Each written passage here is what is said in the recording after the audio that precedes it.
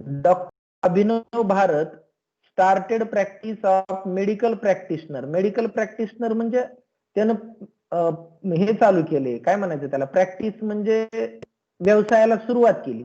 जे डॉक्टर असतात, वकील असतात, सीए असतात, चार्टर्ड अकाउंटंट, इंजिनियर, असे जे प्रोफेशनल्स असतात त्यांनी व्यवसायाला सुरुवात केली म्हणजे त्यांनी प्रॅक्टिस चालू केली म्हणतात. लॉयर, वकिलाला सुद्धा तसाच शब्द वापरला जातो. त्यांनी प्रॅक्टिस चालू केली असं म्हणतात. कधी प्रॅक्टिस चालू केली?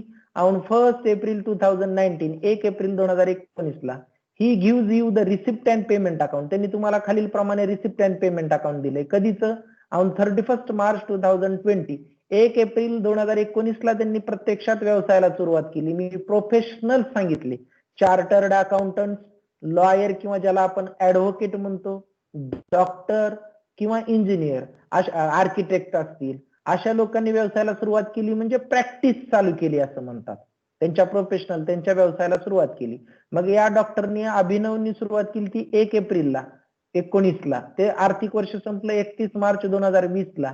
And the adjustment prepare income and expenditure account and balance sheet for the year ended 31 March 2020.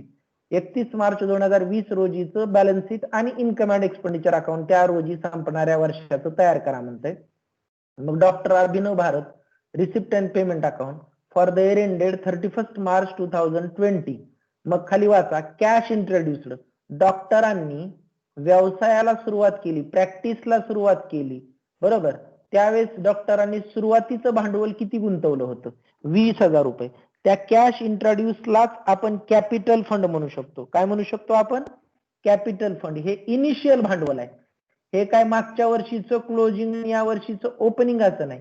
त्यांनी जे सुरुवातीला गुंतवलेलं आहे ते भांडवल आहे. म्हणून या 25,000ला ज्या व्यवसायाचं पहिलं वर्ष असेल, सुरुवातीचं वर्ष असेल, इथं इंट्रोड्युस्ड एवढं भांडवल, एवढी रक्कम व्यवसायात आणली, म्हणून या 25,000ला कॅपिटल फंड असं म्हणायचं, कॅश इंट्रोड्युसला. पुढं त्या दिवशी कुणीतरी मला शंका विचारली होती की व्हिजिट फीस काय म्हणून नेमकं. तर लक्षात घ्या, डॉक्टर लोक आपल्या क्लिनिकमध्ये किंवा आपल्या डिस्पेन्सरीमध्ये, आपल्या हॉस्पिटलमध्ये बसून पेशंटला तपासतात. आवाज येत नाही का? काय अडचण आहे का? नाही सर. काय काय अडचण आहे का म्हणलं? पटकन बोला.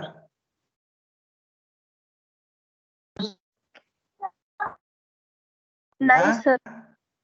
काय अडचण नाही? नाही सर. चला नीट आहे का? डिस्पेन्सरी, क्लिनिक किंवा हॉस्पिटल हे 3 एका अर्थाने शब्द वापरले जातात. हॉस्पिटल म्हणजे जिथं ऍडमिट करून घेण्याची सोय आहे, तुलनेनं तिथं मोठं. क्लिनिक किंवा डिस्पेन्सरी म्हणजे जिथं ओपीडीची सुविधा असते. फक्त आउटडोअर जे पेशंट असतात त्यांना तपासलं जातं, तिथं आयपीडी नसते, ऍडमिट करून घेण्याची सोय नसते. पेशंटला तपासलं जातं, ट्रीटमेंट, गोळ्या दिल्या जातात आणि पाठवून दिलं जातं. हॉस्पिटल म्हणजे तुलनेनं मोठं, तिथं ऍडमिटची सोय असते. मग डिस्पेन्सरी किंवा क्लिनिक एका अर्थानेच शब्द आहेत. तर लक्षात घ्या, डॉक्टर क्लिनिक मध्ये आपल्या डिस्पेन्सरी मध्ये पेशंट तपासतात आणि पाठवून देतात. मग कधी कधी असा एखादा पेशंट असतो ज्याला की आपल्या क्लिनिक पर्यंत, आपल्या हॉस्पिटल पर्यंत येणं शक्य नसतं, डिस्पेन्सरी पर्यंत. तर त्यावेळेस त्या पेशंटच्या घरी जाऊन आपण पेशंट तपासतो. त्याच्यासाठी आपण फीस घेतो, त्याला व्हिजिट फीस असं म्हणायचं, जी की तुलनेनं थोडीफार जास्त असते. मग ती व्हिजिट फीस सुद्धा आपलं उत्पन्न आहे. रिसिप्ट फ्रॉम डिस्पेन्सरी, आपण आपल्या क्लिनिक मध्ये पेशंट तपासले, ते सुद्धा आपलं इन्कम आहे, आपलं उत्पन्न आहे. सन्ड्री रिसिप्ट म्हणजे आपल्याला किरकोळ उत्पन्न मिळालं, एवढ्या बाबी दिल्यात आपल्याला रिसिप्ट बाजूला. मी परत एकदा उल्लेख करतोय की डॉक्टरांना 2 प्रकारे उत्पन्न मिळतं. एक तर व्हिजिट फीस, पेशंटच्या घरी जाऊन पेशंट तपासले त्याच्यापासून मिळणारं उत्पन्न, आणि दुसरं रिसिप्ट फ्रॉम डिस्पेन्सरी, आपल्या क्लिनिक मध्ये, आपल्या दवाखान्यात पेशंट तपासून त्यांना मिळालेलं उत्पन्न. दोन्ही डॉक्टरांचं उत्पन्न आहे. कॅश इंट्रोड्युस्ड हे व्यवसायाला सुरुवात करताना डॉक्टरांनी केलेली गुंतवणूक आहे, जी की गुंतवणूक कॅपिटल फंड म्हणून आपण बॅलन्स शीटच्या असेट साईडला, लायबिलिटी साईडला टाकायची. आणि सन्ड्री रिसिप्ट हे जे की आपल्याला किरकोळ उत्पन्न आहे, फायनल अकाउंट मध्ये सुद्धा आपण पार्टनरचे फायनल अकाउंट मध्ये पाहिले, ते इन्कम अँड एक्सपेंडिचर अकाउंटच्या क्रेडिट साईडला, इन्कम साईडला दाखवायचं. आता या पेमेंट बाजूला कशा कशासाठी आपल्याकडून पैसा गेला, तर फर्निचर आणि इक्विपमेंटसाठी आपल्याकडून पैसा गेला, म्हणून फर्निचर आणि इक्विपमेंट हे पद आपल्याला सांगायची गरज नाही, हे बॅलन्स शीटच्या असेट साईडला. म्हणजे जे की फर्निचर म्हणजे डॉक्टरांनी काय टेबल खुर्ची किंवा तो तपासणीचा टेबल असू द्या असं फर्निचर खरेदी केलं, किंवा इक्विपमेंट्स म्हणजे स्टेथोस्कोप असू द्या किंवा तापमापे असू द्या किंवा इतर काय बीपी वगैरे चेक करायचा ॲपॅरेटस असू द्या, ते त्यांनी खरेदी केलं, त्याच्यासाठी ती गुंतवणूक केली. म्हणजे इथं फर्निचर परचेस्ड अशी म्हणायची गरज नाही, ते आपण ओळखून घ्यायचं की फर्निचर किंवा इक्विपमेंटसाठी पेमेंट केलंय म्हणजे तेवढ्या ऍसेट घेतल्यात. ड्रग्ज म्हणजे सध्या जी पेपरमध्ये वगैरे चर्चा चालू आहे ते हे ड्रग्ज नाही. ड्रग्ज म्हणजे औषध, औषधावर केला गेलेला खर्च, म्हणजे हे आपण एक्सपेंडिचर बाजूला टाकायचं. ड्रग्ज पासून salaries, rent, conveyance, stationery, electrical charges, drawing नाही जर्नल, इथपर्यंतची पद एक्सपेंडिचर बाजूला येणार, इथपर्यंतची. बरोबर. ड्रग्ज पासून जर्नल. आता मग कुठल्या पदाचा अर्थ कळाला नसेल तर ते उल्लेख करतो. ड्रग्ज म्हणजे औषध, सॅलरीज पगार, रेंट किराया, आपली जी दवाखान्याची जागा असेल, क्लिनिक डिस्पेन्सरीची जागा असेल ती किरायाने असेल त्याचं भाडं. कन्व्हेन्स म्हणजे प्रवास खर्च, आपल्याला पेशंट बघण्यासाठी आत्ताच म्हणलो की आपण पेशंटच्या घरापर्यंत गेलो, मग ते जाण्यासाठी आपल्याला कदाचित काही खर्च करावा लागला असेल, प्रवास खर्च करावा लागेल. स्टेशनरी, आपण ते प्रिस्क्रिप्शन वगैरे लिहिण्यासाठी काही प्रिंटिंग करून घेतली, काही पेन पेन्सिल घेतल्या तर त्याच्यासाठी स्टेशनरीवर केलेला खर्च. इलेक्ट्रिकल चार्जेस म्हणजे लाईट साठी आपण काय खर्च केला. जर्नल म्हणजे आपलं नॉलेज अपडेट करण्याच्या उद्देशानं आपण काय केलं, काही जर्नल्स लावले, म्हणजे मासिक लावले, नियतकालिक लावले, ते आपण लावले. तर खूपच सायलेंट आहे बरं का, आवाज येतोय का नाही मला मध्ये मध्ये भीती वाटत राहते, तर थोडं एखाद्यानं तरी आवाज येतोय ना? हो सर येतोय सर. मी घाबरून जायचो. ड्रॉइंग म्हणजे काय, खरं तर हा म्हणजे नॉन ट्रेडिंग कन्सर्न कशा अर्थानं की पेशंटला आरोग्याची सुविधा देण्याच्या उद्देशानं दवाखाना टाकलाय, नफा कमावण्यासाठी नाही. बरोबर. पण त्या सुद्धा डॉक्टरांना जे काही व्यवसाय केला, गल्ल्यात जे काही पैसा साठला त्याच्यात त्यांच्या वैयक्तिक गरजा भागवण्यासाठी डॉक्टरांनी ड्रॉइंग केली, म्हणजे उचल केली. लक्षात घ्या, मी मागच उल्लेख केला होता, रिसिप्ट अँड पेमेंट अकाउंटच्या डेबिटला पद असतील, डेबिटला नीट आहे का, रिसिप्ट बाजूला जर पद असेल तर ते एक पद क्रेडिट बाजूला येईल. एक तर क्रेडिट बाजूला, कशाच्या क्रेडिट बाजूला, इन्कम अँड एक्सपेंडिचर अकाउंटच्या क्रेडिट साईडला, किंवा बॅलन्स शीटच्या लायबिलिटी साईडला जाईल, किंवा बॅलन्स शीटच्या ऍसेट मधून वजा होईल. रिपीट करायची गरज नाही. इन्कम अँड एक्सपेंडिचर अकाउंटच्या डेबिटचं पद, रिसिप्ट अँड पेमेंट अकाउंटच्या डेबिटचं पद इन्कम अँड एक्सपेंडिचर अकाउंटच्या क्रेडिटला जाईल शक्तिमानच्या नियमानुसार, किंवा बॅलन्स शीटच्या मी हे जे सिलेक्ट केलं कॅश इंट्रोड्युस्ड, हे बॅलन्स शीटच्या लायबिलिटीला जाईल कॅपिटल फंड म्हणून, किंवा जर एखादी संपत्ती विकल्याचं पद असेल तर ते बॅलन्स शीटच्या ऍसेट मधून वजा होईल. त्याचप्रमाणे पेमेंटचं पद एकतर इन्कम अँड एक्सपेंडिचर अकाउंटच्या डेबिटला जाईल, सॅलरीज सारखं पद, फर्निचर सारखं पद बॅलन्स शीटच्या ऍसेट साईडला जाईल, किंवा पूर्वी सुद्धा उल्लेख केला ड्रॉइंग सारखं पद बॅलन्स शीटच्या लायबिलिटी साईडला कॅपिटल फंडातून वजा होईल. कळतंय? मग हे क्रॉस, हे 3 नियम लक्षात ठेवायचे. आणि बॅलन्स कॅरीड डाऊन आर्थिक वर्षाच्या शेवटी डॉक्टरांच्या गल्ल्यामध्ये डॉक्टरांकडे 2000 रुपये शिल्लक होते कॅश बॅलन्स, हे बॅलन्स शीटच्या ऍसेट साईडला टाकायचं. कोणत्या पदामध्ये अडचण असेल, कोणतं पद कळालं नसेल तर जरूर विचारा, मग आपण ऍडजस्टमेंट कडे वळू. सर रिसिप्ट साईड जे ते परत एकदा सांगा ना, आवाज येत नव्हता. रिसिप्ट साईडचं, रिसिप्ट फ्रॉम डिस्पेन्सरी आणि विजिट फीस. डिस्पेन्सरी या शब्दाचा अर्थ आहे दवाखाना किंवा क्लिनिक म्हणजे सुद्धा दवाखाना.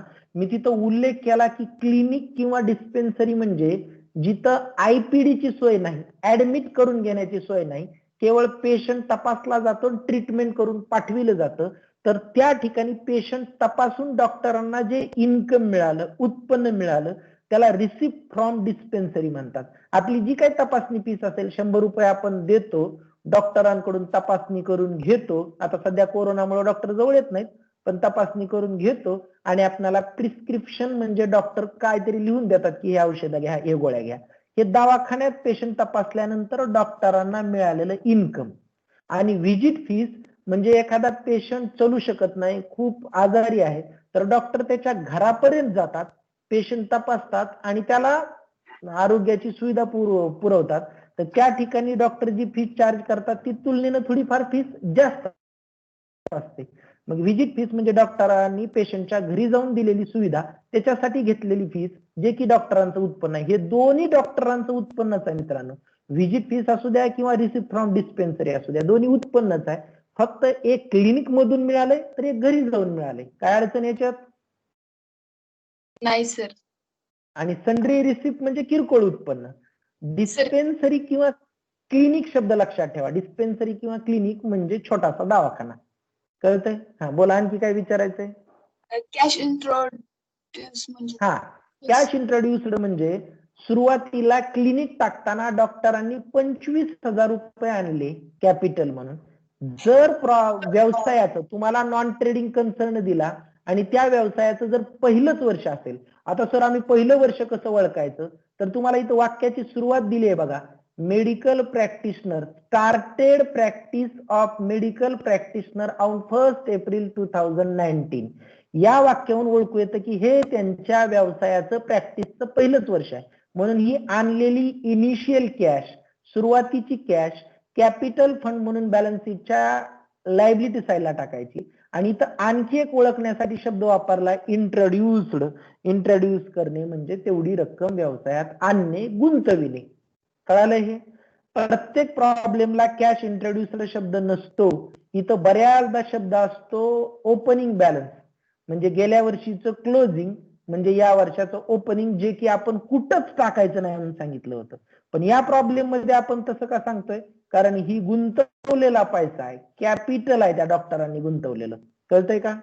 म्हणजे हे कुठं दाखवायचं? बॅलन्स शीटच्या लायबिलिटी साईडला. काय अडचण? नाही सर, समजलं. बोला ना, बोला. सर ड्रॉइंग बद्दल सांगा ना, डबल मी आता जॉईन झाली. थोडा तुमचा आवाज येत नाही व्यवस्थित. ड्रॉइंग बद्दल का? हा, ड्रॉइंग बद्दल. तर ड्रॉइंग म्हणजे डॉक्टरांनी personal, self, on, private, domestic आपण शब्द वापरले 11वीला, त्यांच्या वैयक्तिक गरजा भागवण्यासाठी. लक्षात घ्या, हा डॉक्टरांची जी नॉन ट्रेडिंग कन्सर्न आहे ती डॉक्टर अभिनव भारत यांची वैयक्तिक कन्सर्न आहे, त्यांचा वैयक्तिक. 4, 5, 10, 20 लोकांनी एकत्र येऊन हा दवाखाना टाकलेला नाही. जर 10, 20 लोकांनी एकत्र येऊन दवाखाना टाकला असता तर अभिनव भारत यांना ड्रॉइंग करण्याचा अधिकार राहिला नसता, उचल करता आली नसती. अगोदरच्या कुठल्याच प्रॉब्लेम मध्ये तुम्हाला ड्रॉइंग उल्लेख आला नाही किंवा पुढे सुद्धा कदाचित उल्लेख येईल याची गॅरंटी नाही. पण या प्रॉब्लेम मध्ये ड्रॉइंगचा का उल्लेख आला? कारण हा जी नॉन ट्रेडिंग कन्सर्न आहे, नॉट फॉर प्रॉफिट कन्सर्न आहे, हा डॉक्टर अभिनव भारत यांचा नॉन ट्रेडिंग कन्सर्न आहे. बरोबर? त्याच्यामुळे हे यांचा वैयक्तिक दवाखाना असल्यामुळे त्यांनी इथून उचल करू शकतात. उचल केल्यानं तेवढ्या रकमेनं भांडवल कमी होतं. म्हणून ही ड्रॉइंग तुम्ही कॅपिटल फंडातून 11वीला जसं शिकलात किंवा 12वीला जसं तुम्ही पार्टनरशिप फायनल अकाउंट मध्ये शिकलात, त्याच पद्धतीने ही ड्रॉइंग काय करायची? संबंधित भागीदार म्हणजे त्या याच्यातून कॅपिटल मधून वजा करायची. भागीदाराच्या म्हणायला लागलो होतो, पण इथं भागीदाराच्या म्हणता येणार नाही, तर कॅपिटल फंडातून वजा करायची. कळालंय का? आता पुढे सुद्धा एखादा प्रॉब्लेम तुम्ही बघितला तर पुढच्या एखाद्या प्रॉब्लेम मध्ये कॅपिटल फंड असणार, सॉरी ड्रॉइंग असणार नाही. बघून घ्या तुम्ही इथं. बरोबर? इथं पुढे एक तुम्हाला 9वा प्रॉब्लेम दिलाय, पारनील स्पोर्ट्स क्लब. पारनील स्पोर्ट्स क्लब असं दिलंय पुण्याचं. तिथं तुम्हाला कुठेही ड्रॉइंग दिसत नाही, कारण इथं अनेक सभासदांनी एकत्र येऊन तो पारनील स्पोर्ट्स क्लब स्थापन केलाय. इथं वैयक्तिक कुणी उचल करू शकत नाही. पण आपला जो डॉक्टरांचा दवाखाना आहे तो डॉक्टरांचा वैयक्तिक दवाखाना आहे, डॉक्टर अभिनव भारत यांचा. त्यामुळे ते तिथून ड्रॉइंग करू शकतात. मग त्यांनी त्यांच्या वैयक्तिक, personal, self, on, private, domestic, household गरजा भागवण्यासाठी दवाखान्यातून वर्षभरात 15,000 रुपयाची ड्रॉइंग केली आणि ड्रॉइंग मुळे कॅपिटल कमी होतं म्हणून कॅपिटल फंडातून तेवढी रक्कम वजा करायची. बोला, काय प्रॉब्लेम? जाऊ ऍडजस्टमेंट कडे. हो सर. पुढे असा ठळक आवाज येऊ द्या मला. बघा इथं काय म्हणतंय, इथं शब्द काय बघा, एरर शब्द नाही, एरर शब्द नाही, एरियर शब्द आहे. एरर्स या शब्दाचं मुद्दाम मी तुम्हाला इथं स्पेलिंग दाखवतो मित्रांनो, इथं दिसत असेल तुम्हाला तर. बर का? इथं तुम्हाला एक्सेल शीट मध्ये एरर म्हणजे चुका. बर का? दिसते का स्पेलिंग? ह्या एरर म्हणजे काय शब्दाचा अर्थ याचा? चुका. बरोबर? पण इथं जे तुम्हाला स्पेलिंग दिसतंय ते एरर नसून आत्ताच्या प्रॉब्लेम मध्ये एरियर्स आहे. एरियर्स म्हणजे थकीत किंवा आउटस्टँडिंग. रिसिप्ट इन एरियर्स आपल्या डॉक्टरांनी, डॉक्टर अभिनव भारत यांनी काही पेशंट घरी जाऊन तपासले, पण आपले ते रेग्युलर पेशंट असल्यामुळं त्यांच्याकडून आपण काही त्यांच्या आर्थिक अडचणी असल्यामुळं फीस घेतलेली नाही, फीस उधार ठेवलेली आहे. तेवढ्या रकमा आउटस्टँडिंग आहेत किंवा एरियर्स मध्ये आहेत, थकीत आहेत. या एरियर्स या शब्दाचा अर्थ काय तर थकीत आहे शब्द. एरर्स आणि एरियर्स मध्ये कन्फ्युजन करून घ्यायचं नाही. या शब्दाचं प्रोनाउन्सिएशन तुम्ही मोबाईल मध्ये बघू शकता किंवा मी सांगतोय ते डबल आहे का, एरियर्स. आणि मगाशी जो शब्द दाखवला होता तो एरर म्हणजे चुका, हे एरियर्स म्हणजे थकीत रकमा किंवा येणे असणाऱ्या रकमा. तर किती थकीत रकमा आहेत? ज्या पेशंटला आपण घरी जाऊन तपासलं पण त्यांच्याकडून रक्कम येणे अशी 2000 रुपयाची रक्कम आहे, जी की आउटस्टँडिंग म्हणून व्हिजिट फीस मध्ये ऍड करायची आणि ENI म्हणून कुठं टाकायची? बॅलन्स शीटच्या बॅलन्स शीटच्या ऍसेट साइडला. त्याच पद्धतीनं रिसिप्ट फ्रॉम डिस्पेन्सरीचे किती एरियर्स आहेत, किती थकीत आहेत? 500 रुपये. तर ते सुद्धा 500 रुपये तुम्ही काय करायचे, रिसिप्ट फ्रॉम डिस्पेन्सरी मध्ये ऍड करायचे आणि बॅलन्स शीटच्या ऍसेट साइडला टाकायचे. या दोन्ही पदासाठी व्हिजिट फीसला आणि डिस्पेन्सरीला टिक मार्क करा. व्हिजिट फीसला आणि रिसिप्ट फ्रॉम डिस्पेन्सरीला टिक मार्क करा. केलं का टिक मार्क? या एरियर्स शब्दाचा अर्थ सगळ्यांनी समजून घेतलाय का? एरियर्स म्हणजे थकीत असणे. पुढचं पद आहे आउटस्टँडिंग एक्सपेन्सेस. रेंट, भाडं द्यायचं राहिले. किती भाडं द्यायचं राहिले मित्रांनो? 500. रेंट मध्ये ऍड करा आणि DNI म्हणून बॅलन्स शीटच्या लायबिलिटीला. कशावरून DNI मित्रांनो? रेंट नावाचं पद तुमच्या रिसिप्ट बाजूला आहे का पेमेंट बाजूला आहे रे? पेमेंट बाजू. पेमेंट बाजूला. म्हणजे हा आपला खर्च आहे आणि आतापर्यंत आपण 6000 खर्च दिलाय आणि अजून 500 रुपये द्यायचा राहिलाय, म्हणून ते 500 रुपये त्याच्यात ऍड करायचे आणि बॅलन्स शीटच्या लायबिलिटी साइडला दाखवायचे. काय अडचण? त्याच पद्धतीनं आतापर्यंत पगार सॅलरीज दिलाय आपण 12000 रुपये आणि अजून पगार द्यायचा राहिलाय 1000 रुपये. सॅलरीज मध्ये 1000 ऍड करा आणि बॅलन्स शीटच्या लायबिलिटी साइडला टाका. या दोन्ही पदासाठी रेंट आणि सॅलरीजला टिक मार्क करा. रेंट आणि मग सॅलरीजला टिक मार्क करा. Adjustment number 3, stock of drugs. वर्षभरात औषधासाठी आपण 7000 रुपये खर्च केला, 7000 रुपये पे केले, दिले आणि 7000 रुपयाची औषधं आणली. पैकी ऍडजस्टमेंट नंबर 3 म्हणते की स्टॉक ऑफ ड्रग्ज म्हणजे औषधं ती 1000 रुपयाची उरली आणि उजड आहेत. जर त्यातली काही औषधं एक्सपायर झाली, त्यांचं जर मुदत संपली तर ती आपण वापरू शकत नाहीत. पण जर काय औषधं उरली जी की ज्यांची एक्सपायरी डेट आणखी पुढे आहे, आणखी ते एक्सपायर झालेले नाहीत, ते आपण पुढच्या वर्षात सुद्धा वापरू शकतो. म्हणजे हे 1000 रुपयाची औषधं एक प्रकारे आपली संपत्ती आहे. म्हणून हे 1000 रुपये काय करायचे? स्टॉक ऑफ स्टेशनरी सारखं, स्टॉक ऑफ पोस्टल स्टॅम्प सारखं ड्रग्ज मधून मायनस करायचे. आणि दुसरा परिणाम बॅलन्स शीटच्या ऍसेट साइडला. खर तर ड्रग्ज म्हणा, स्टेशनरी म्हणा, पोस्टल स्टॅम्प्स म्हणा, याच्या दोन ऍडजस्टमेंट आपण सांगितल्यात. एक ओपनिंग सांगितली आणि दुसरी क्लोजिंग सांगितली. ओपनिंग अधिक करा, परवाचा आपला मंत्र होता, ओपनिंग अधिक करा आणि क्लोजिंग वजा करून ऍसेटला टाका. तर ही कुठली ऍडजस्टमेंट आहे मित्रांनो? ही जी आता मी शिकवली ती ओपनिंगची आहे का क्लोजिंगची आहे? क्लोजिंगची आहे. क्लोजिंग कळतंय का? कशाची आहे? क्लोजिंग. क्लोजिंगची आहे, क्लोजिंगची. ओपनिंग असती तर आपण एकच परिणाम केला असता. आणि कशावरून क्लोजिंगची आहे? Stock of drugs. आर्थिक वर्षाच्या शेवटी आपल्याकडे केवढ्याची औषधं उरली. आता तुम्ही म्हणताल ही ओपनिंग कशावरून नाही, तर आपल्या डॉक्टरांनी दवाखानाच या वर्षी चालू केलाय. गेल्या वर्षीची काय औषधं उरली, गेल्या वर्षीचं क्लोजिंग म्हणजे या वर्षाचं ओपनिंग, असं काय असूच शकत नाही. म्हणून ही चालू वर्षाच्या शेवटी न वापरली गेलेली आणि उजड शिल्लक राहिलेली औषधं 1000 रुपयाची, म्हणून याला क्लोजिंग स्टॉक ऑफ ड्रग्ज म्हणायचं. ज्याचे दोन परिणाम होतात.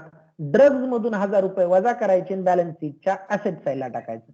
ऍडजस्टमेंट नंबर लास्ट फर्निचरवर 8% दराने डेप्रिशिएशन आकारा. बरं तुम्ही ड्रग्जला टिक मार्क केलं का?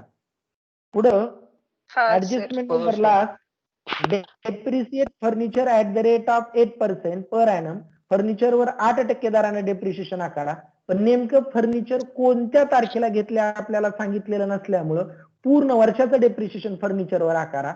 आणि इक्विपमेंट वर मात्र डेप्रिशिएशन तुम्हाला कॅल्क्युलेट करायचं नाही, डायरेक्ट काढून दिलंय की इक्विपमेंट्स मधून 500 रुपये डेप्रिशिएशनचे लेस करा, संबंधित संपत्तीतून वजा करा आणि इन्कम अँड एक्सपेंडिचर अकाउंटच्या डेबिट साईडला नोंदवा.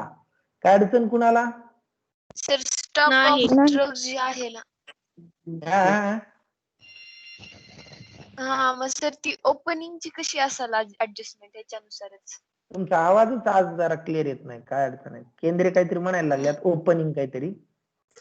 सर म्हणजे स्टॉक ऑफ ड्रग जी क्लोजिंगची जी ऍडजस्टमेंट दिली या प्रॉब्लेम मध्ये तीच म्हणजे ओपनिंगची कशी असेल, कशा नाही, प्रकारची? ओपनिंग जर गेल्या वर्षीच आपला दवाखाना अगोदरच चालू झाला असता 2-4 वर्षापूर्वी, तर गेल्या वर्षाची क्लोजिंग म्हणजे या वर्षाची ओपनिंग, जर ओपनिंग क्लोजिंग दोन्हीचा उल्लेख प्रॉब्लेम मध्ये असेल तर तुम्हाला तिथं तारखा दिलेल्या असतात. Stock of drugs on 1 April 2019 एवढा समजा 700-800 रुपये, बरोबर, ₹700.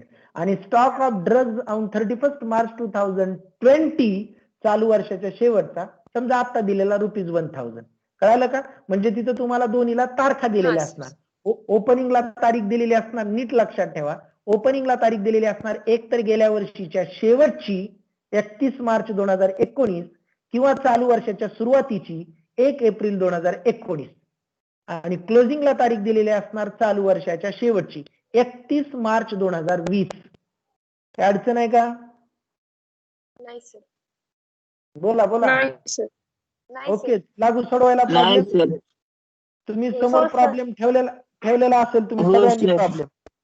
हो, काय हो. करा, सगळ्यात पहिल्यांदा कॅश इंट्रोड्युस्ड जे दिलंय ते बॅलन्स शीटच्या ऍसेट साईडला दाखवा, सॉरी लायबिलिटी साईडला दाखवा. ऍसेटच का शब्द यायला? बॅलन्स शीटच्या लायबिलिटी साईडला दाखवा. त्याला कॅपिटल फंड असं म्हणा. बरं, इथं मला तारीख बदलावं लागेल, 2019 लिहून जमणार नाही. As on 31 March 2020. त्याच पद्धतीने इन्कम अँड एक्सपेंडिचर अकाउंटच्या तिथे सुद्धा तारीख बदलावं लागेल, 2020. मग बॅलन्स शीटच्या लायबिलिटी साईडला कॅपिटल फंड जे की कॅश इंट्रोड्युस्ड आहे ते 25,000 टाकून द्या. दिलं? पुढे विजिट फीस कुठे टाकायचं रे? विजिट फीस इन्कम साईडला. इन्कम साईडला.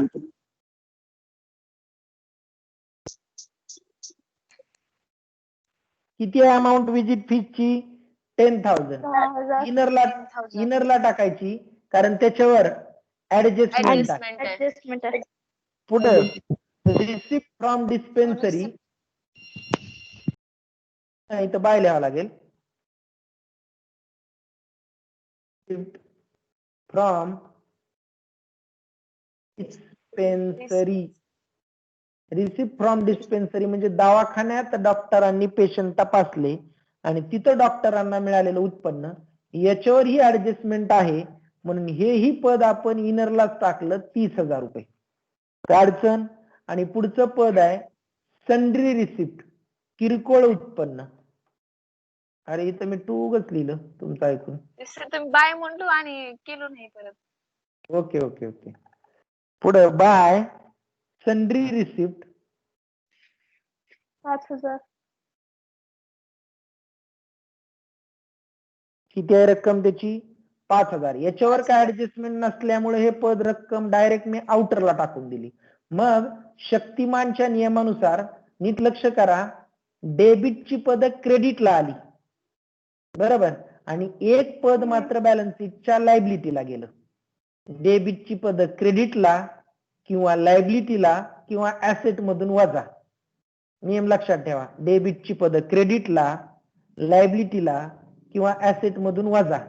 समजतंय? पुढं आता या क्रेडिट बाजूला, क्रेडिट बाजूचं पहिलं पद आहे फर्निचर. तर आता क्रेडिटची पद एक तर डेबिटला इन्कम अँड एक्सपेंडिचर अकाउंटच्या किंवा ऍसेटला किंवा लायबिलिटीतून वजा. लायबिलिटी मधून होता. हा नियम पाठ करा, लक्षात ठेवा, लिहून हा, ठेवा.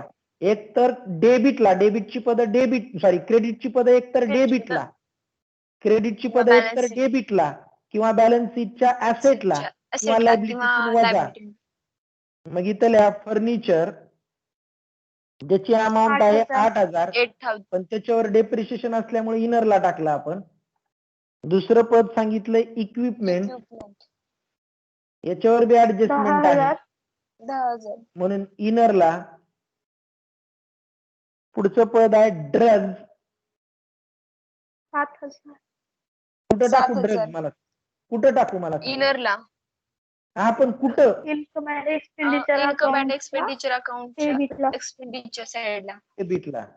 डेबिटला. ड्रग्ज पण इनरला, त्याची अमाऊंट. ड्रग्ज म्हणजे औषधाचा खर्च. सध्या जे मीडियात पेपरमध्ये वाचताय ते हे ड्रग्ज नाहीत. योगायोगानं तुम्ही ज्यांना हिरो मानता ते सगळे हिरो काय करतात ते सगळे मीडियामधून सध्या तुम्हाला कळत आहेत. म्हणजे आपण खरे हिरो कुणाला मानलं पाहिजे हे तुम्हाला खूप मोठा बोध होईल सध्या पेपर नीट वाचला तर, बरं का. पुढचं पद आहे सॅलरी. सॅलरीजवर ऍडजस्टमेंट आहे का मित्रांनो? हा आहे सर. त्याची रक्कम इनरला टाका 12,000 रुपये. पुढचं पद आहे रेंट. रेंटवर ऍडजस्टमेंट आहे वाटतं. हा आहे सर. रक्कम 6,000. रेंट 6,000. 6,000 इनरला. पुढचं पद आहे कन्व्हेन्स. कन्व्हेन्स. याच्यावर मात्र ऍडजस्टमेंट नाही म्हणून सरळ आउटरला टाका. ज्याची रक्कम आहे 500 आहे का? 4,000. नाही सर, ओके, 4,000 आहे. 4,000 आहे. स्टेशनरी आहे ओके 500. Okay okay. स्टेशनरी 500. 500. पुढचं पद आहे सिटी चार्जेस. Electrical charges. 5,000. 5,000. 5,000. पुढं हे काल एका दिवशी तर टोटल आली असेल आपलं, त्याच्यामुळे ते बोल्ड झालं असेल. पुढं जर्नल शब्द कळाला का? आपल्या कॉलेजमध्ये सुद्धा वेगवेगळी जी मासिकं लावलेली असतात, बरोबर, शिक्षकांनी आपलं नॉलेज अपडेट करावं. त्याच पद्धतीनं आरोग्य क्षेत्रात काय चाललंय, बरोबर, हेल्थच्या क्षेत्रात काय चाललंय हे कळण्यासाठी, डॉक्टर आपलं नॉलेज अपडेट करण्यासाठी जर्नल्स म्हणा, पिरियडिकल्स म्हणा, मॅगझिन्स म्हणा किंवा वेगवेगळे न्यूज पेपर्स वाचत असतात, त्याच्यातून आपलं नॉलेज अपडेट करत असतात. तर ते 500 रुपये जर्नलचे. म्हणून क्रेडिटची पदं बऱ्यापैकी डेबिटला आली, काही पदं ऍसेटला गेली. आणि आता ड्रॉइंग नावाचं पद मात्र बॅलन्स शीटच्या लायबिलिटी साइडला कॅपिटल फंडातून काय करायचं, वजा करायचं. मायनस किती आहे रे मित्रांनो ते? 15,000 सर. किती आला फरक मग दोन्हीतला? कधी कधी काय होतं, नीट ऐका लक्ष देऊन, कधी कधी काय होतं की हे जे वरचं कॅपिटल फंड कमी राहतो आणि ड्रॉइंग जास्त असते. कधी कधी असं होऊ शकतं कुठल्या कुठल्या प्रॉब्लेम मध्ये. मग तसं झालं तर तुम्ही नेमकं काय करणार?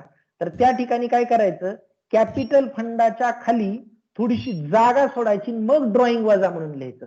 म्हणजे प्रॉब्लेम मध्ये जर सरप्लस आला तर तो सरप्लस अगोदर कॅपिटल फंडात अधिक करायचा आणि मगच ड्रॉइंग वजा करायची. काय म्हणलो कळालं का? कधी कधी कॅपिटल फंडापेक्षा ड्रॉइंग जास्त दिसते, त्या ठिकाणी आपण घाबरून जातो. कसं करायचं बाबा? म्हणून कॅपिटल फंडाच्या खाली 1, 2, 4, 5 ओळी सोडायच्या आणि वजा ड्रॉइंग म्हणून लिहायचं. मग प्रॉब्लेम पूर्ण सोडवायचा. जो काही सरप्लस येईल तो कॅपिटल फंडात ऍड करायचा, अधिक करायचा आणि मग या दोन्हीच्या टोटल मधून ड्रॉइंग वजा करायची. समजतंय? कळालंय सगळ्यांना? हा सर. हो सर. सर जर आपण हा बोला. फायनल अकाउंट मध्ये जसं कॅपिटल मध्ये नेट प्रॉफिट किंवा नेट लॉस त्याच्यातून मायनस करत होतो, तसं मग इथं जर दरवेळेस जर स्पेस सोडून जर ड्रॉइंग त्याच्यातून मायनस केली तर चालेल? चालतंय, काही प्रॉब्लेम नाही. लक्षात घ्या, बेरजा वजाबाकीमध्ये पाठीमागे एकदा बोलताना मी जरा अवघडच उदाहरण घेतलं होतं. बेरजा वजाबाकीमध्ये क्रम नसतो. 5 अधिक 3 केलं, 5 आणि 3 8, वजा 2 केलं, उत्तर किती आलं? 6. त्याच्याऐवजी 5 मधून अगोदर 2 वजा केले, उत्तर किती आलं? 3. प्लस 3 केलं, उत्तर किती आलं? 6. म्हणजे तुम्ही अगोदर अधिक 3 केलं किंवा नंतर अधिक 3 केलं किंवा तुम्ही अगोदर वजा 2 केलं किंवा नंतर वजा 2 केलं, तुमचं उत्तर बदलत नसतं. त्याच पद्धतीनं तुम्ही अगोदर ड्रॉइंग वजा केली काय किंवा नंतर ड्रॉइंग वजा केली काय किंवा अगोदर सरप्लस ऍड केला काय किंवा नंतर ऍड केला काय, काही उत्तर बदलणार नाही. समजा एखाद्या ठिकाणी ड्रॉइंग ही कॅपिटल फंडापेक्षा जास्त बी असली तरी काळजी करण्याचं कारण का नाही मित्रांनो? कारण तुमचं उत्तर तिथं मायनस मध्ये येईल समजा सुरुवातीला, पण पुन्हा तुमचा सरप्लस आला की तुम्ही त्याच्यात ऍड करणार उत्तर प्लस मध्ये येईल आणि ते आउटरला जाईल. पण ते काही जणांना अवघड वाटेल, कळायला जरा काहीतरी वेगळंच होईल असं वाटेल. म्हणून मी सांगितलं की कॅपिटल फंडाखाली पुरेशी जागा सोडा, त्याच्यात तुमचा येणारा सरप्लस ऍड करा, मग ड्रॉइंग वजा करा, काही प्रॉब्लेम नाही. शेवटचं पद होतं तुमचं बॅलन्स कॅरीड डाऊन, ज्याला आपण कॅश बॅलन्स असं म्हणतो. मग ते कॅश बॅलन्स मी इथं लिहितो. किती आहे रे कॅश बॅलन्स? 2000. 2000. ते बॅलन्स शीटच्या असेटला डायरेक्ट आउटरला टाकलं. इथपर्यंत पद टाकायला कुणाला अडचण नाही. आणि मला वाटतं हा सुद्धा प्रॉब्लेम मी शिकवायच्या आधी काही जणांनी नक्की सोडवायचा प्रयत्न केलता, काही जणाला तो सुटला सुद्धा असेल. बोला ना, केलता का प्रयत्न? सुटला होता का? सुटला होता. आता पुढं adjustment number 8, receipt in arrears or visit fees. Arrear शब्दाचा अर्थ कळाला? थकीत असणं. विजिट फीस थकीत आहे म्हणतंय. किती थकीत आहे म्हणतंय? 2000 रुपये. 2000. आतापर्यंत विजिट फीस म्हणून आपल्याला मिळालेत किती? 10,000. आणि अजून थकीत किती आहेत? 2000. मग इथं एरियर शब्द वापरा, इथं एरियर शब्द वापरा किंवा आउटस्टँडिंग शब्द वापरा, दोन्हीही चालेल. एरियर्स का? कारण तिथं प्रॉब्लेम मध्ये दिलाय म्हणून. किंवा एखाद्यानं आउटस्टँडिंग जरी वापरलं तरी काही प्रॉब्लेम नाही. म्हणजे आतापर्यंत मिळालेले 10,000 आणि अजून न मिळालेले 2000, आपलं टोटल उत्पन्न 12,000 रुपये विजिट फीसच्या माध्यमातूनच. विजिट फीस पासून मिळालेलं टोटल उत्पन्न 12,000. पण यातले 2000 मिळालेत का मित्रांनो? नाही. म्हणून बॅलन्स शीटच्या ऍसेट साइडला इथं लिहायचं visit fees in arrear. Outstanding visit fees. Outstanding लिहिलं तरी चालेल.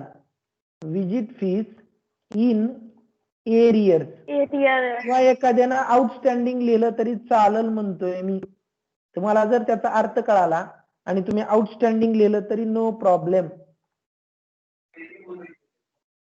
कळतंय? त्याच पद्धतीनं आतापर्यंत रिसिप्ट फ्रॉम डिस्पेन्सरी, दवाखान्यात पेशंट तपासून आपल्याला किती मिळालेत आतापर्यंत? 30,000. आणि अजून आपले थकीत किती आहेत? 500 रुपये. आउटस्टँडिंग शब्द वापरतो तुमच्यासाठी वाटल्यास 500.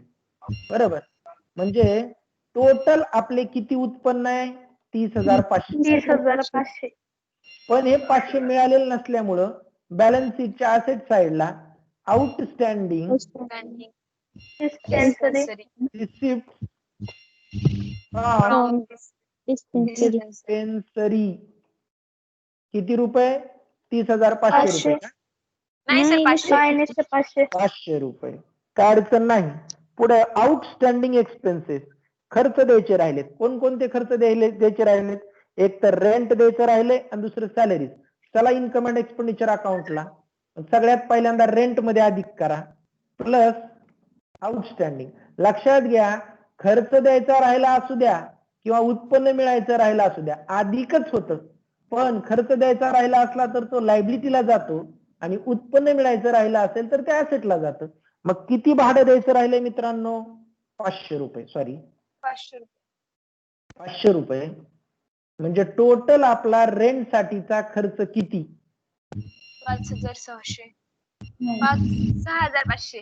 6,500.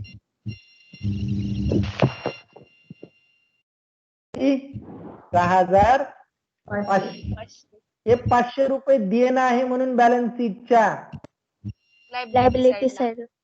लायबिलिटी साइडला आउटस्टँडिंग रेंट किती रुपये द्यायचे राहिलेत? 500 रुपये. 500. त्याच पद्धतीनं पगार किती द्यायचा राहिलाय? 1000. आतापर्यंत दिलाय किती? 1000. 12,000. मग ते सुद्धा 1000 या सॅलरीज मध्ये काय करा, ऍड करा. म्हणजे टोटल 12 आणि 13,000. 13,000. 1000 अजून आपण दिलेले नाहीत म्हणून बॅलन्स शीटच्या लायबिलिटी साईडला आउटस्टँडिंग सॅलरीज.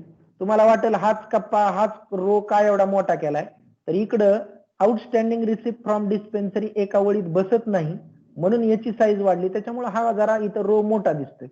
यात काय वेगळं वाटायचं कारण नाही. पुढं स्टॉक ऑफ ड्रग्ज. चालू वर्षात आपण टोटल ड्रग म्हणजे औषधं खरेदी केली ती 7,000ची, त्यातली 1,000ची औषधं अनयुज्ड आहेत म्हणून 7,000तून 1,000 वजा करायचं. त्याला क्लोजिंग स्टॉक ऑफ ड्रग्ज म्हणलं तरी चालेल. क्लोजिंग स्टॉक ऑफ ड्रग्ज किती रुपयाचा क्लोजिंग स्टॉक ऑफ ड्रग्ज आहे? 1,000चा.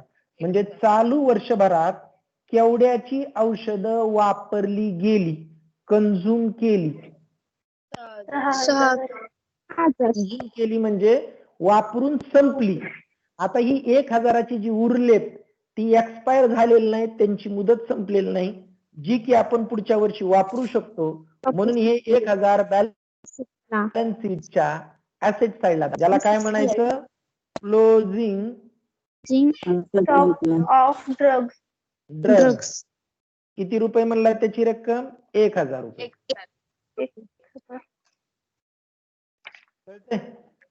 पुढं ऍडजस्टमेंट नंबर लास्ट. फर्निचर वर किती टक्के डेप्रिशिएशन म्हणता येईल? 8%. Minus 8% Depreciation. किती येईल रे 8%? 640. मग किती येईल वजा बाकी? 7,360. 7,360. हे 640 इथून वजा करायचे आणि इन्कम अँड एक्सपेंडिचर अकाउंटच्या डेबिट साइडला डेप्रिशिएशन आऊन फर्निचर 640. त्याच पद्धतीनं परत एकदा बॅलन्स शीटला या आणि इक्विपमेंट वर डेप्रिशिएशन कॅल्क्युलेट करायची गरज नाही, डायरेक्ट दिलं तुम्हाला डेप्रिशिएशन 500 रुपये. 500. मी पर्सेंटेज काढून टाकतो, डायरेक्ट 500 दिले. मग 10,000तून डायरेक्ट 500 वजा करा, 9,500. 9,500. त्याच पद्धतीनं मग अशासारखंच हे 500 रुपये इथून वजा करा आणि इन्कम अँड एक्सपेंडिचर अकाउंटच्या डेबिटला टू डेप्रिशिएशन आऊन इक्विपमेंट त्याची अमाऊंट आहे 500 रुपये.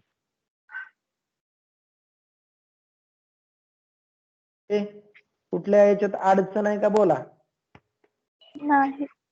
नाही सर. अतिशय सोपा होता आणि काही जणांना वाटेल असे सोपे प्रॉब्लेम बरं का, पण या सोप्या प्रॉब्लेम न तुमची भीती यातली कमी होणार. आणि ज्यावेळेस आपण नवीन प्रॉब्लेम पुढचा प्रॉब्लेम बघायला जाऊ त्यातलं तुम्हाला 70 ते 80% कळणार, एक 20% तुम्हाला अवघड वाटणार त्यातलं वेगळं. तेवढ्या 20%वर आपण ट्रेस दिला तर तुम्हाला नॉन ट्रेडिंग कन्सर्न अवघड वाटणार नाही. त्यासाठी पाठीमागे झालेल्या गोष्टी परत तुम्ही प्रॅक्टिस करत चला, सोडून बघत चला. डायरेक्ट फक्त मी समोर प्रॉब्लेम घेतला तरच तुम्ही बघायचा अशा पद्धतीने जमणार नाही बरं का. पाठीमागे झालेले प्रॉब्लेम तुम्ही परत सोडवत चला, तरच नॉन ट्रेडिंग कन्सर्नची भीती राहणार नाही. आपण टोटल करू मित्रांनो. क्रेडिट बाजूची टोटल 47,500. त्याच पद्धतीनं डेबिट बाजूची करा 36,640. फरक आला काय? मोजताना काय चुकलं काय कुठलं? 10,860 आला फरक आणि इथं पुस्तकात वेगळंच दाखवायला उत्तर. सर कन्व्हेन्शनल ऍडजस्टमेंट दिले नाही तरी पुस्तकात दाखवले. काय?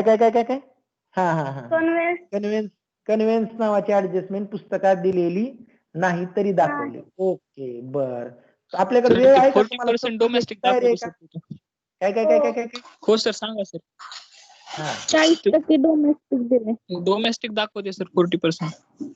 हो. आता त्याचा अर्थ काय नीट समजून घ्यावा लागेल तुम्हाला बरं का. ती ऍडजस्टमेंट दाखवली नाही म्हणजे आपण जर त्या ऍडजस्टमेंटचा परिणाम नाही केला मित्रांनो तर तुमचं उत्तर येईल 10,860 रुपये. इथपर्यंत काय अडचण आहे का कुणाला? क्रेडिट बाजूची बेरीज नाही सर. जास्त आहे आणि डेबिट बाजूची बेरीज कमी आहे. येणाऱ्या फरकाला सरप्लस म्हणा आणि तो सरप्लस कॅपिटल फंडात अधिक करा. प्रॉब्लेम मध्ये एक ऍडजस्टमेंट आहे जी की दाखवली तर नाही पण तिचा डायरेक्ट परिणाम दाखवलाय. ती ऍडजस्टमेंट आहे. मी इथं लिहून दाखवतो ती ऍडजस्टमेंट अगोदर वर्ड मध्ये तुम्हाला काय ऍडजस्टमेंट आहे ती, बरं का. ती ऍडजस्टमेंट गृहीत धरून जर आपण प्रॉब्लेम सोडवला तर प्रॉब्लेमचं उत्तर तुमचं सेम टू सेम पुस्तकासारखं येईल. पहिल्यांदा ती ऍडजस्टमेंटचा अर्थ काय आपण समजून घेऊ. तर ती ऍडजस्टमेंट काय मित्रांनो, 40% दिसतंय का तुम्हाला स्क्रीनवर? 40% of conveyance is for domestic use किंवा पर्सनल यूज. याच्या कंसात डॉमेस्टिक शब्द वापरला जाऊ शकतो, पर्सनल शब्द वापरला जाऊ शकतो, सेल्फ शब्द वापरला जाऊ शकतो, ओन शब्द वापरला जाऊ शकतो किंवा प्रायव्हेट शब्द वापरला जाऊ शकतो. कुठलाही शब्द याच्या कंसात वापरला, हाऊस होल्ड शब्द वापरला जाऊ शकतो. तर याच्यापैकी कुठलाही शब्द तुम्ही त्याच्या कंसात वापरू शकता, ज्याला काय म्हणतात आपण. आता याचा अर्थ काही जणाला कळाला नाही तर बघा नीट समजून घ्या मित्रांनो. कन्व्हेन्स नावाचं पद तुम्हाला दिलंय 4,000 रुपये. काय अडचण? कन्व्हेन्स म्हणजे काय?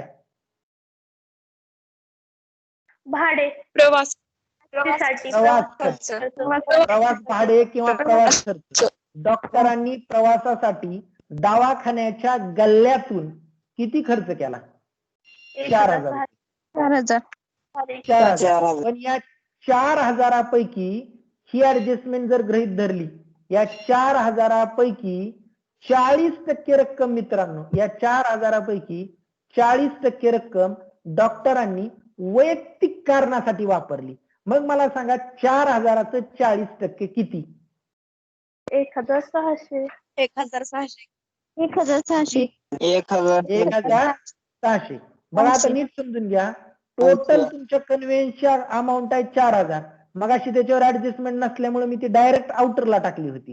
पण ऍडजस्टमेंट जर असेल तर ती मी इनरला टाकणार. मग याच्यापैकी 40% डॉक्टरांनी वैयक्तिक कारणासाठी वापरली, म्हणजे उरलेली 60% दवाखान्याच्या कामासाठी वापरली, त्यांच्या प्रोफेशनलच्या कामासाठी वापरली.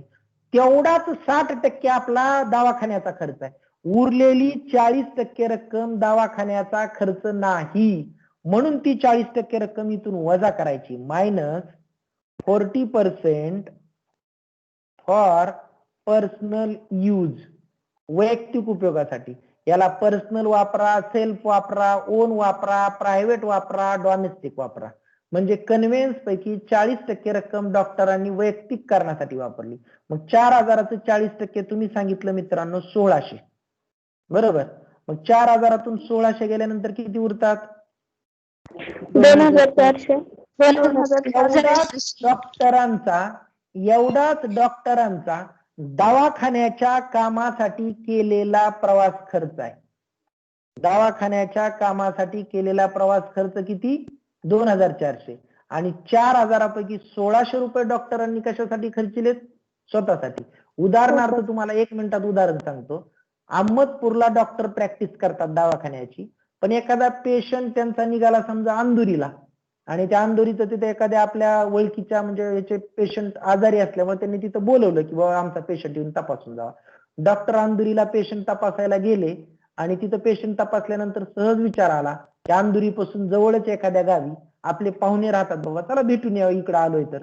मग डॉक्टर तिथून पुढे गेले स्वतःच्या पाहुण्यांना भेटायला. तो त्यांचा वैयक्तिक खर्च आहे मित्रांनो पुढचा. अंधुरीपर्यंतचा त्यांचा खर्च हा दवाखान्याच्या कामासाठी, पण त्याच्या पुढच्या कामाला जे गेले ते त्यांचा personal, on, private, self, domestic, house hold साठी झालेला खर्च आहे, जो की दवाखान्याचा खर्च न मानता याच्यातून वजा करायचं 1,600 रुपये. आणि याचा दुसरा परिणाम बॅलन्स शीटच्या लायबिलिटी साईडला कॅपिटल फंडातून वजा करायचं, ज्याला तुम्ही ऍडिशनल ड्रॉइंग म्हणू शकता. काय म्हणू शकता याला तुम्ही? Additional drawing. किती ऍडिशनल ड्रॉइंग मित्रांनो? 2,400 का 1,600? 1600. 1600 बरोबर ना. मग या 10,000तून 1600 वजा केले 8400. 8,400 400. बरोबर. आणखी 8,400 मी आउटरला का लिहिलं नाही? कारण कारण हा. ते just आता आता आता टोटल करा. आता क्रेडिट बाजूची टोटल आली 47,500 आणि डेबिट बाजूची आली 35,040. फरक आला 12,460. करेक्ट आला का पुस्तकाप्रमाणे? जर तुम्हाला पुस्तकाप्रमाणे उत्तर पाहिजे असेल मित्रांनो तर तुम्ही काय करा, तुमच्या स्क्रीनवर जे ऍडजस्टमेंट दिसते ती ऍडजस्टमेंट तुमच्या पुस्तकात वहीत लिहून ठेवा. 40% of conveyance is for domestic use एवढंच शब्द लिहिला तरी चालेल. Domestic use. आणि मग जर तुम्हाला डोमेस्टिक साठी वेगवेगळे कोणकोणते शब्द असू शकतात असं वाटत असेल तर ते डोमेस्टिक साठी शब्द आहेत पर्सनल, ओन, सेल्फ, प्रायव्हेट किंवा हाऊस होल्ड.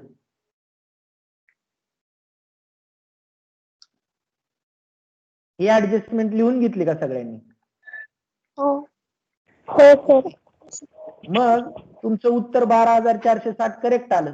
क्रेडिट बाजूची बेरीज जास्त आहे डेबिट बाजूच्या बेरजेपेक्षा, म्हणून येणाऱ्या फरकाला आपण म्हणलो टू surplus. सरप्लस.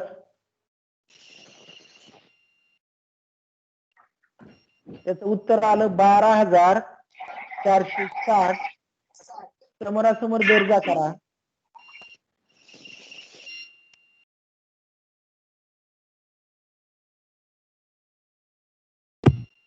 40,500. त्याच पद्धतीने इकडे बेरीज करा. 40,500.